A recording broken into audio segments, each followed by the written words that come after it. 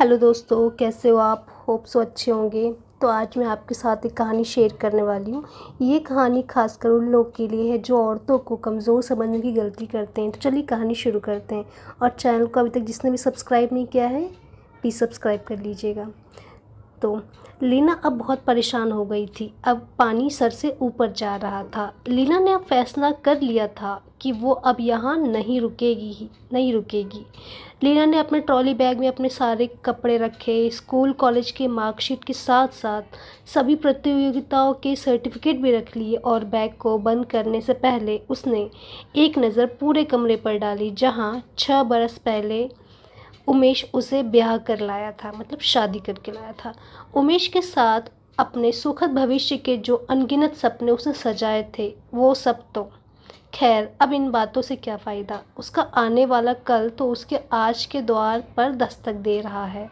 उसने trolley bag lock किया, handbag में ज़रूरत के सभी सामान रखे, अपना टिकट, आईडी कार्ड और अपॉइंटमेंट लेटर चेक किया। साथ ही रुपयों के साथ कुछ चिल्लर रखकर वो आश्वस्त हो गई। ट्रॉली बैग लेकर वो कमरे से बाहर की ओर जाने लगी तो ननद मीना ने मजाक किया, क्यों भाभी, वापस आने का इरादा नहीं है क्या? ऐसा ही समझो। सदैव चुप रहने वाली भाभी के मुख से ऐसा उत्तर सुनकर मीना हतप्रभ रह गई, मतलब बहुत चक्कर रह गई। चाय की चुस्कियाँ लेती हुई सासू माँ ने बहू के हाथ में हैंडबैग देखा तो वो भी चकित रह गई।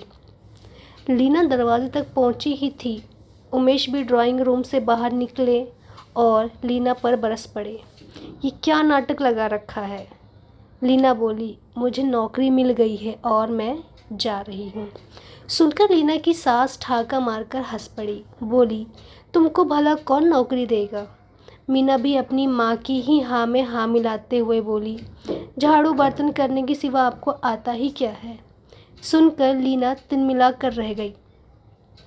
अपने गुस्से पर काबू करते हुए बोली, जब से मैं इस घर में आई हूँ आप सभी ने मुझे अपने अपने तरीके से अपमानित ही किया है, लेकिन जाने से पहले आप लोग को आपका आईना ज़रूर दिखाऊंगी। सबसे पहले मिस मीना, तुमको जानकारी दे दूं कि मैंने इंग्लिश ऑनर्स से बीए और इंग्लिश से मैंने पोस्ट ग्रेजुएट किया है, फिर भी तुम्हारी चाकरी करती रही। मैं अकेले तुम्हारी सहेलियों को चाय नाश्ता परोसती और तुम टांग पसार कर महारानी की तरह आराम फरमाती थी। खुद तो कुछ करती नहीं, मेरे कामों में गलतियां निकाल कर मुझे अपमानित करती रहती थी। मैं अपने अपमान का घूंट पीती रही और तुम प्रसन्न होती रही।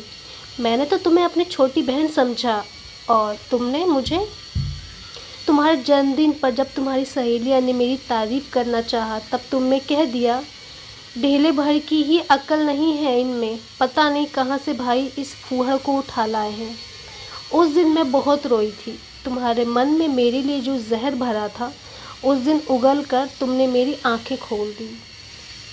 एक लंबी सांस लेकर वो आगे बढ़ी, सासू माँ, आप विवाह से पहले आपने मेरी माँ से कहा था कि मेरे लिए जैसे मीना है वैसे ही सुनंदा रहेगी, लेकिन एक घूंघट ना रखने की आज़ादी देकर आपने मुझे उम्र भर के लिए गुलाम बना लिया था।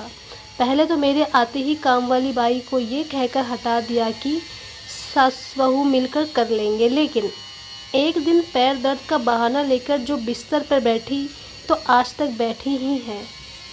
कभी खाने में तो कभी सफाई की कमियां निकालना तो जैसे आपकी आदत सी बन गई थी।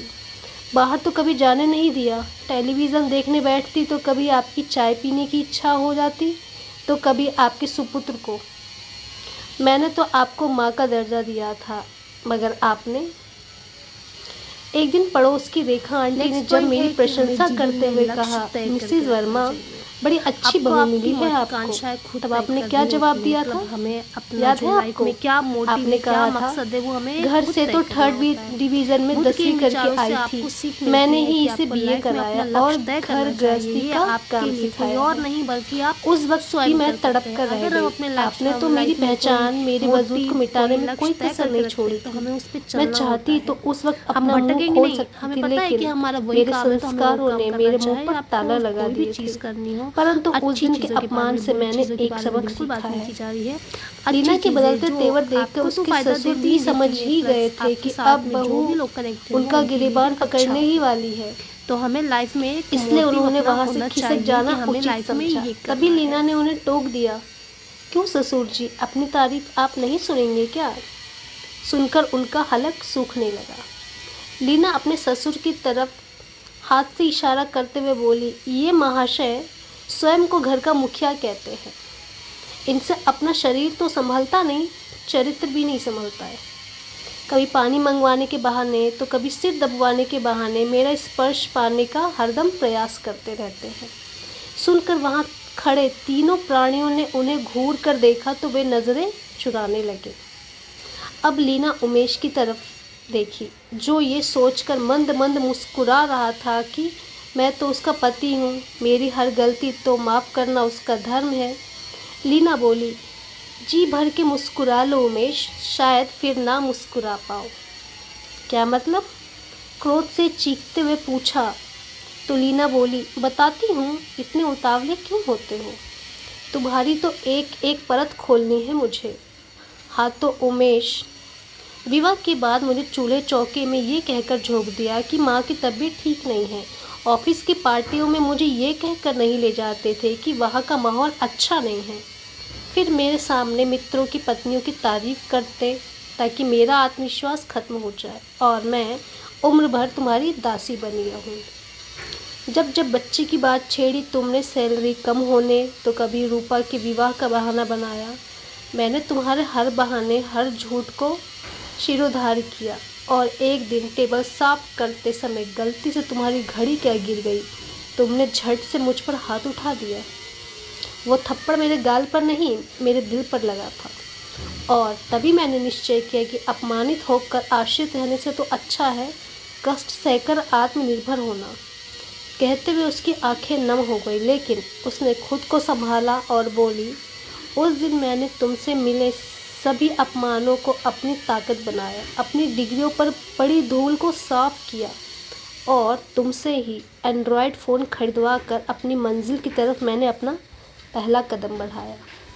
मैंने टीचर ट्रेनिंग के लिए फॉर्म भर दिया।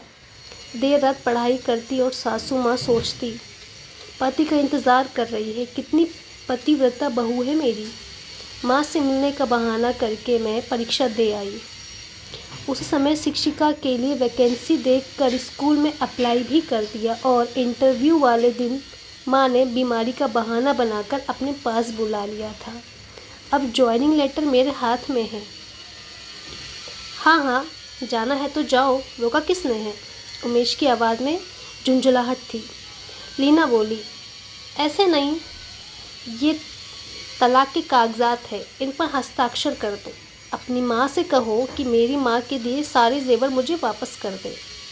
कहते हुए उसने कागजात उमेश की तरफ फेंक दिए। कागजात देख उमेश सोचने लगा, जिससे मैंने भीगी बिल्ली समझा था वो तो शेरनी निकली। उसने अपनी माँ की तरफ देखा, जो शायद जेवर नहीं देने के बारे में सोच रही थी। लीना ने अपने हैंडबैग से एक लिफाफा निकाला और उमेश को दिखाते हुए बोली, साइन नहीं करना चाहते हो? कोई बात नहीं, मेरे पास तो सारे सबूत है, अदालत में पेश कर दूंगी, फिर पूरा परिवार जेल में आराम से चक्की पीसते रहना। उमेश ने तुरंत साइन करके कागजात लीना को थमा दिए और माँ को जेवर लौटाने को कहा। सास से जेवर लेकर लीना ने सबूतों वाला लिफाफा उमेश को दे दिया और ट्रॉली बैग लेकर बाहर निकल गई। उमेश सावधानी से लिफाफा खोला। उसमें गुलाबी रंग का एक कागज़ था जिस पर लिखा था, नारी को कमज़ोर समझकर अपमानित करने की भूल मत करना, क्योंकि अपमान हमेशा अभिशाप नहीं होता, कभी कभी वरदान भी बन जाता है। तो दोस्तों, आपको ये कहानी कैसी लगी? उम्मीद है ये कहानी बहुत लोग के लिए एक मोटिवेशन का काम करेगी। तो इस कहानी को ज़रूर शेयर कीजिए अपनी बहनों में, अपने फीमेल फ्रेंड्स में और ख़ासकर अपनी पत्नियों को भी समझाएं। ऐसा नहीं है कि वो आप अपनी पत्नियों को समझाएंगे तो इसका गलत यूज़ होगा, नहीं, उन्हें आत्मनिर्भर बनना चाहिए। और उम्मीद है कि ये वीडियो आप ज़रूर शेयर कीजिएगा। चैनल पे अगर नए हैं तो प्लीज़ सब्सक्राइब ज़रूर कीजिएगा। तो मिलते हैं आपसे नेक्स्ट वीडियो में कुछ अलग चीज़ों के साथ, कुछ अलग कहानियों के साथ, जो आपके लिए काफ़ी इन्फॉर्मेटिव हो। तो टाटा एंड बाय बाय।